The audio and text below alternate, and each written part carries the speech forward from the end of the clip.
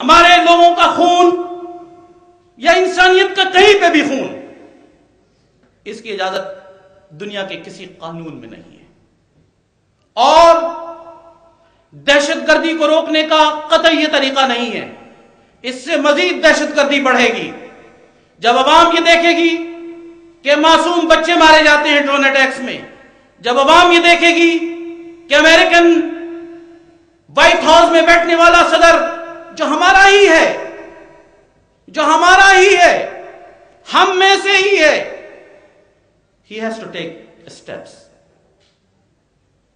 Obama امریکہ کی تاریخ کے اندر پہلا صدر آیا ہے جس کا نام باراک حسین اوباما ہے۔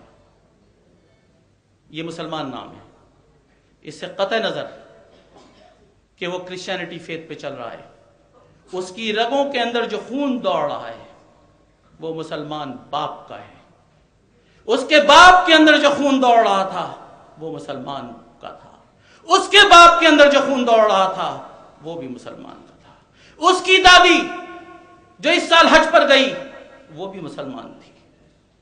آپ کو کیا پتا کہ وہ مسلمانوں سے کتنی محبت کرتا ہے؟ آپ کو کیا پتا کہ زائنسٹ لابی اس کو امریکہ کے انتخابات میں ہرانے کی کتنی کوشش کر رہی ہے؟ آپ کو کیا پتا کہ وہ فلسطینیوں سے کتنی ہمدردی رکھتا ہے؟ آپ کو کیا پتا کہ اس کے لیے یہ آسان نہیں تھا to talk about a two-state living side by side at peace, bringing the Israeli government and Israeli forces to the 1967 borders۔ Yes، میں جانتا ہوں کہ اس نے اس اسٹیٹمنٹ سے ڈسٹریکٹ کرنے کی کوشش کی ہے، لیکن میں یہ بھی جانتا ہوں کہ 2012 میں اسے الیکشن لڑنا ہے، الیکشن اسے جیتنا ہے، اور تمام مسلمانوں کی دعائیں صدر اوباما کے ساتھ ہیں کہ 2012 کے اندر انتخابات میں اللہ تعالیٰ اسے کامیابی دے۔ امریکہ ایک دوسرے دہانے پہ چل رہا ہوگا، اور انڈین لابی پوری کوشش کرے گی کہ مسلمانوں کو، اور زائنسٹ لابی پوری کوشش کرے گی کہ مسلمانوں کو کولائڈ کیا جائے اوباما سے، اور پاکستان کہ ان تمام سیاسی اور مذہبی رہنماؤں سے میں یہ گزارش کروں گا کہ صلح نامہ حدیبیہ کو یاد کیجئے۔ مکہ فتح اتنے آرام سے نہیں ہوا تھا، مکے کی فتح حاصل کرنے کے لیے بڑی اسٹریٹجیز بنائی گئی تھیں، اور آج کا وہ ایکسٹریمسٹ جو ان باتوں پہ کفر کا فتویٰ دیتا ہے، اگر اس دور میں ہوتا تو نعوذ باللہ رسول اللہ صلی اللہ علیہ وسلم کے متعلق بھی کوئی ریمارکس پاس کر دیتا۔ میں آپ کو ایک سچے وفادار مسلمان پاکستانی کی حیثیت سے یہ بات بتا رہا ہوں، اور یہ یاد رکھیے کہ میں اس باپ کا بیٹا ہوں جو طواف کعبہ کرتے ہوئے انتقال کیا، میں اس باپ کا بیٹا ہوں جو مکے میں جنت المالا میں دفن ہے۔ میں اس قسم کا سودا نہیں کروں گا، یہ میرا وعدہ اپنے اللہ سے ہے، اور میں اپنے قوم کو رہنمائی وہ دوں گا جس میں ووٹ کی گنتی نہیں کی جائے گی، جس میں اصولوں کی بات کی جائے گی۔ میں بڑی تالیاں بجوا سکتا ہوں یہاں پر اینٹی امریکن سینٹیمنٹس کو کہہ کر، لیکن یہ پاکستان کا مفاد نہیں ہے۔ میں بڑی تالیاں بجوا سکتا ہوں، مجھے وہ سارا آرٹ آتا ہے تالیاں بجوانے کا، جلسوں میں کو رلانے کا، جلسوں کو ہنسانے کا، جلسوں کو اٹھا کر ایک سائڈ سے دوسری طرف پھینکنے کا، یہ سارا طریقہ مجھے آتا ہے۔ میں ان جذبات سے آپ کے نہیں کھیلنا چاہتا ہوں، میں آپ کو وہ تلخ حقیقت بتانا چاہتا ہوں جس پہ پاکستان کی ترقی مقصود ہے۔ آئیے میں آپ کو بتاؤں کہ عمران خان نے یہ بات کہی کہ پاکستان کی اکانومی کو بچانے کا راستہ پاکستان کی عوام پر 19% ٹیکس کا لگانا ہے۔ محترم عمران خان صاحب یقیناً آپ پاکستان کے کرکٹ لیجنڈ ہیں۔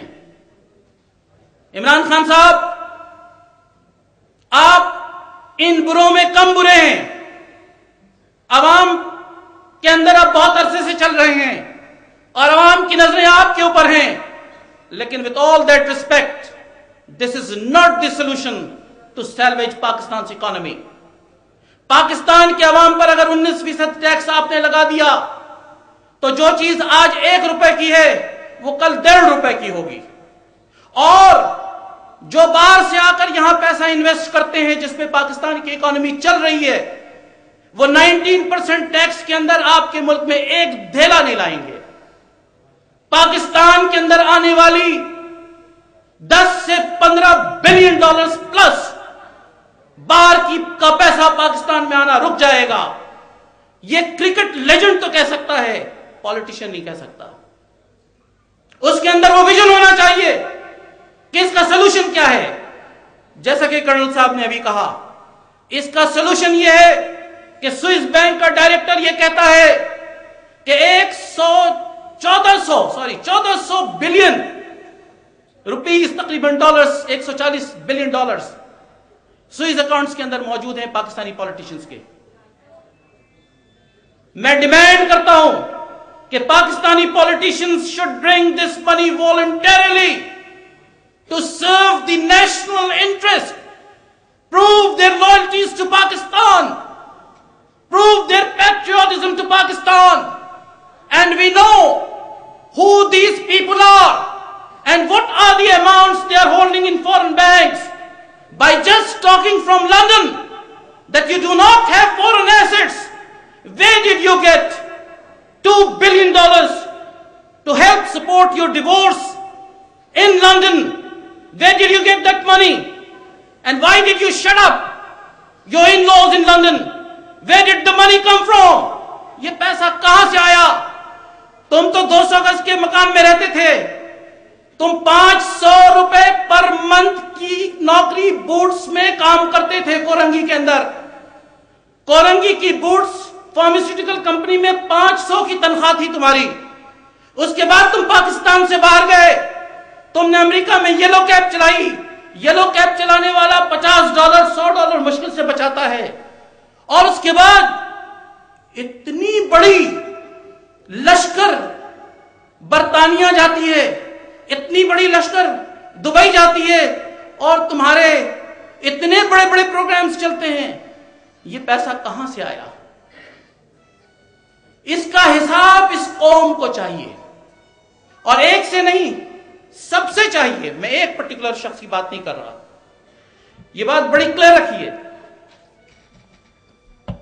کہ انہوں نے اور ان کی طرح دوسرے لوگوں نے بھی مجھے پیغامات بھیجے کہ ڈاکٹر صاحب آپ ہمارے ساتھ چلیں، اور بڑے امپورٹنٹ آدمی نے مجھ سے آ کے کہا کہ ہم آپ کو پاکستان سے قومی اسمبلی کا ممبر بناتے ہیں کراچی سے، اور پھر فیڈرل منسٹر بناتے ہیں۔ میں نے کہا تم تو رکشے والوں کو فیڈرل منسٹر بنا لیتے ہو، گدا گاڑی والوں کو ممبر نیشنل اسمبلی بنا لیتے ہو، میری ضرورت کہاں پڑی؟ بڑی دیر کے بعد انہوں نے راز کو کھولا، کہنے لگے ڈاکٹر صاحب ہمیں ایک بولنے والا چاہیے جو پنجاب کو لے کر چل سکتا ہو، ہمیں ایک بولنے والا چاہیے جو سرحد کو لے کر چل سکتا ہو۔ تو میں نے کہا تمہارے پاس بولنے والا نہیں ہے، تو تمہیں اگر بولنے والا نہیں ہے، اگر ویژن رکھنے والا نہیں ہے، اگر وزڈم نہیں رکھ سکتا ہے، تو تمہیں قیادت کا بھی حق نہیں ہے۔ میں پاکستان کی سیکورٹی ایجنسی سے مخاطب ہوں، اور میں یہ جانتا ہوں جو سامنے پاکستانی عوام مجھے دیکھ رہی